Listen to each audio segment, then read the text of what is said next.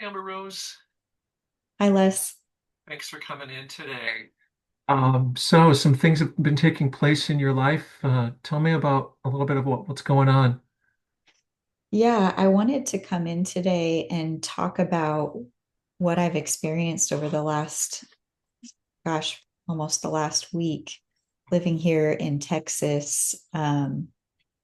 I'm a first responder, and we've had this major flooding that's gone on around the Kerrville area. And I've been part of those first responder efforts for the past 5 days, and it is really wearing on me at this point. Must be exhausted. And thank you for your service in that capacity. Yeah, thanks. Yeah, I do feel exhausted. At the same time, it's hard to sleep. Um, my Sure. body feels just kind of amped up on adrenaline, I think. And I've just got lots of images in my mind. Every time I go out there, I don't know what I'm going to find, and I'm hopeful to find something, but I'm also hoping that I don't find something. Um, we're So you going got kind through of miles and miles of yeah, debris and destruction, and there are still over 100 people missing that we're trying to locate, either remains or by some miracle alive. yeah. So it sounds like you've got kind of a mixed. You want to be there, but there's still that fear of what you're going to experience uh, when and or if you find someone's body and just how that's going to impact you. Yeah,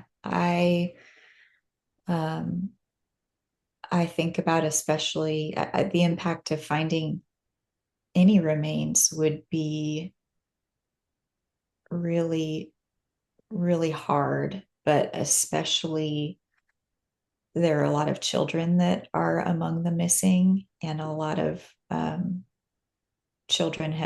remains of children have already been found, and that weighs even heavier in some ways. I think about as a parent, I put myself in the position of those parents. And again, I want to work as hard as I can and do as much as I can to help in my community. But it's really hard to compartmentalize the emotional part of this. Yeah, especially when you have kids. It just, I think that's kind of an extra, kind of a double whammy because you envision your own children. Um, Yeah. it could have been them. Um, and that just kind of takes your breath away. Um, you said lack of sleep. Are you having some images, or what does that look like when you're not being able to sleep? Yeah, I have not personally um, found anyone or found any remains, but of course I've heard a lot of the stories, and I have a lot of images in my mind that are around the stories of other first responders around me. And something that frequently does pop into my mind is that as I'm working through debris, and I see all kinds of personal belongings, I think about the person that's connected to those Hmm. things.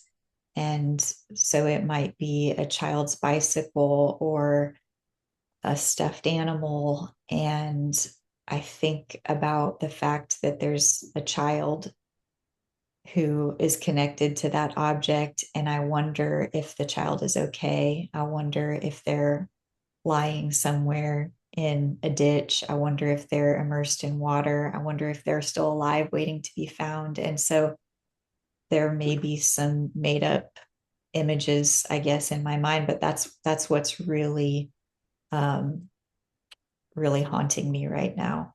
Yeah, yeah, and then that leads to the emotional aspect of it. So if you could name one emotion that you've been experiencing as a part of this whole experience, what would you use or what would you say? 。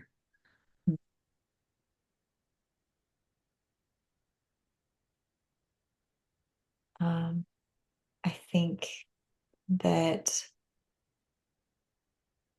the one emotion would have to be something like anxiety because my body is working so hard every day. Then also my mind is spinning all the time, and I really don't have any control over what is going to happen tomorrow.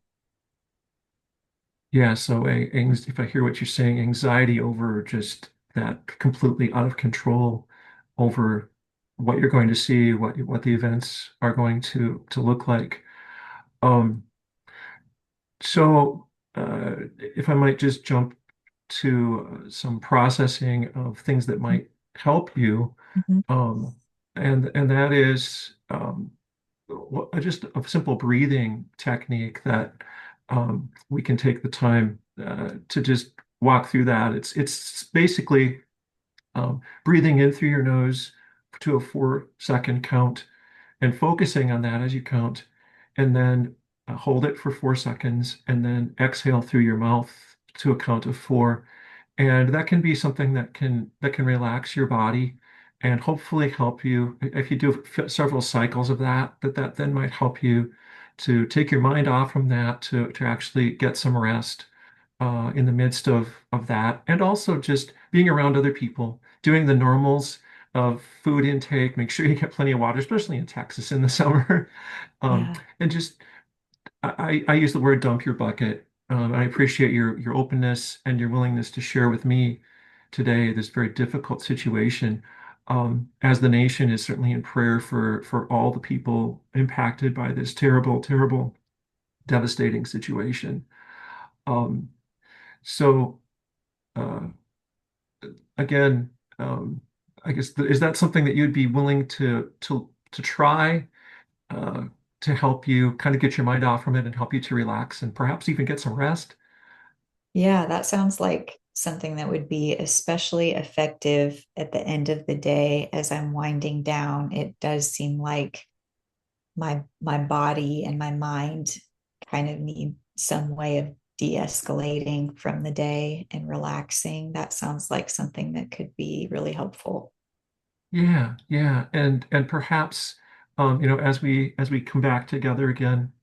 And I just to let you know that I'm available for you, and we can certainly set a time for a next session. But if there's something that you need in the meantime, please don't hesitate to reach out, and I can schedule a special session with you, and know that I am, as much as I can, be present for you, to walk with you in this very difficult time.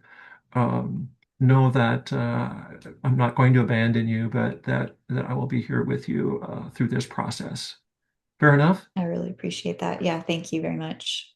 Okay, we'll get that scheduled, and you can touch base with the secretary, and we'll get that taken care of. Okay, thanks. Okay, All right. Well done. so practices to manage the counselor experiencing vicarious trauma. What are your thoughts? Um, my thoughts are that you, as the counselor in this situation, maybe even as you might identify with some of the things I identified with, like maybe you're also a parent. I mentioned Hmm. that um, you have to have some way of kind of processing and letting that go as well. Hmm. Um, I I think that Dr. Snyder might have mentioned this in class, but Hmm. just the some kind of physical process of like letting it go, blowing smoke out the window. Was that the Right. illustration she Sure. used? Yes. Smoking a pretend cigarette. Um, I would think that in some way, um, as a counselor who is hearing it, these experiences that are very heavy, there has to be some place for you to put those. Yeah, I appreciate that. Um, One of the things that I typically do, and um, in my role as an emergency services chaplain, I do get to kind of experience some of those things. Mm, And we yeah. just have a really wonderful team of fellow chaplains. And if we've had a tough call, um, we're there for one another. We know who to call, and our lead chaplain, as he receives the reports, um, he reaches out to just check in. So in that realm and that with that hat, but I think also I appreciate what you say about the role of a counselor, um, the physical, being able to let those things go, also recognizing confidentiality. So there you can't I can't just share those things with anybody. So being able to process that uh, without breaking confidentiality is a Hmm. challenge. Yeah. Um, Yeah. but that's just another aspect, something to consider as we move into this vocation. Yeah. I think, I mean, you in your work as a chaplain, I'm sure that you already do this as well. But when I think about the imagery of, um, blowing something out the window and kind of letting it go, that's Yeah, exactly what prayer is as well. And I think sure. even, um, a discipline of a specific discipline of prayer in Hmm. this context would be helpful as a way of giving it to God and acknowledging the powerlessness that we have as humans to hold such heavy things ultimately. Right, right. And know that, yeah, just the promises, clinging to his promises that he has everything well in hand Yeah. for us. And that's the whole integration process of good ultimately wins, Yeah. even in the midst of the challenges. Yeah, that's right. Okay, well, in terms of feedback, I felt like your timing was really appropriate. It it I felt like you were really that you were attuned to um, the space that I needed to speak, and it didn't feel like it was too much or too little. It didn't feel Okay, that you were waiting on me or I was waiting on you too much. And I think that that's a great skill, and you reflected back both my content as well as some emotional experiences. And um, I think I think that's great. I It says, "What would you do for the next session?" mhm. And I assume that that's feedback that I would give to you. I really found your questions to be helpful towards the end.